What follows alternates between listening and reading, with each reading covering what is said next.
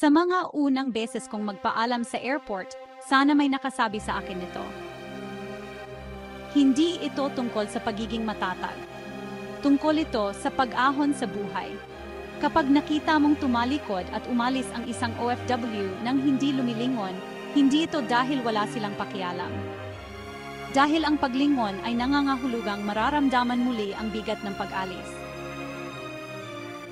Ang mga luha, yakap, at bulong ng pangako, napakabigat dalhin sa mahabang biyahe. Para sa marami, ito ay paraan para protektahan ang kanilang puso, para kumapit sa tapang na kailangan nila para sa susunod na hakbang. Tahimik na pangakong makakabalik, mas matatag at mas maunlad. At kahit hindi sila lumilingon, dala-dala nila ang kanilang pamilya sa kanilang mga puso araw-araw. Kaya sa susunod na nasa airport ka, pinapanood ang iyong mahal sa buhay na papalayo. Tandaan mo ito.